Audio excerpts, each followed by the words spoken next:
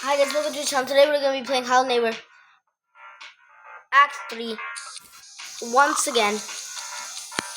And this time we're going to be opening the door that we were not able to open last time.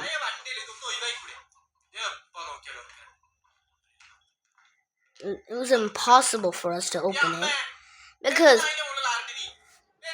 we didn't go the right way at all.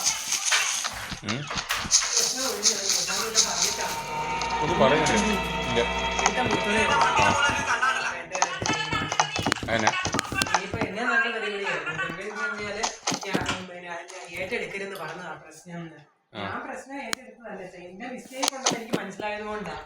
കാരണം ഞാൻ ഇത്രയും വലിയ വിശ്വസ്തമാവും അറിഞ്ഞുകൊണ്ടല്ല പോകുന്നത്. അച്ഛൻ അറിയാലോ. അച്ഛൻ ഇതാ അച്ഛൻ ഞാൻ പറഞ്ഞ സാധനം ഇത് നാട്ടിൽ കൊണ്ടുപോയ ചെറുതാണെങ്കിലും കൈ പിടിക്കാമല്ലോ. ഇതെന്നാന്ന് പറഞ്ഞാൽ ഇങ്ങനത്തെ ചാർജറാ. ഞാൻ പറഞ്ഞ പോലെ ഫോണിന്റെ ചാർജർ കയറും. അപ്പൊ എടുത്ത് വെക്കണ്ടേ.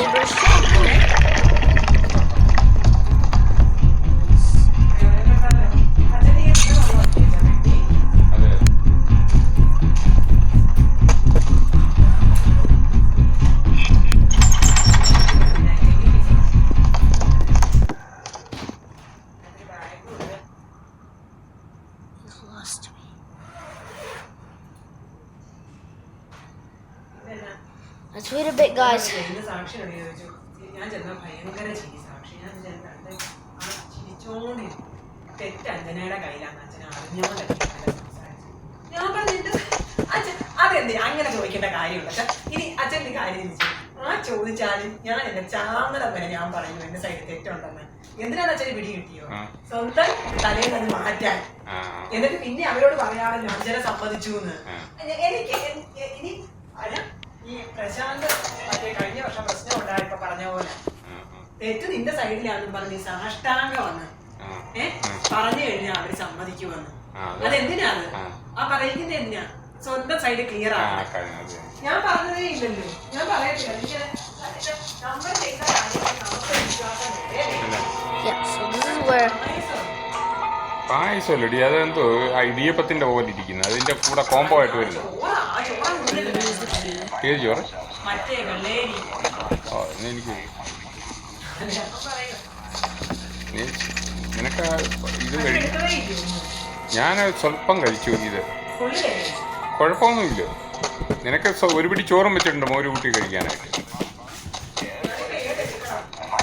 നീ അതും കഴിച്ചോ? പനീറും ഒരു പനീറേ ഉള്ളൂ. അത് അല്ല ഒരു ഇതേ ഉള്ളൂ. തോലിൽ ഒറ്റപ്പിടി മോര് കൂട്ടി കഴിക്കാൻ മാത്രമുള്ള ഒറ്റപ്പിടി.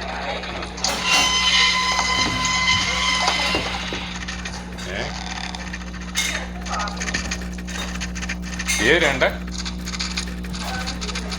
കൂട്ട നിനക്ക് വെച്ചിരിക്കുന്നതാണത്. ഓ അതുകൂടെ കൂട്ടി അങ്ങ് പഠിച്ചു കഴിച്ചു.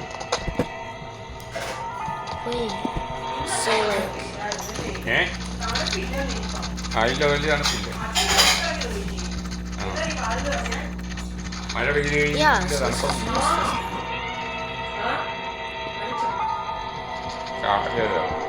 കടവിലെങ്ങനെ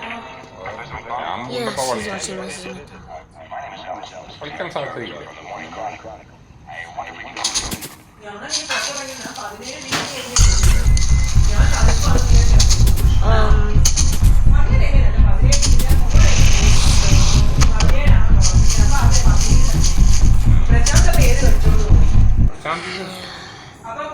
Cut to the next part of the video.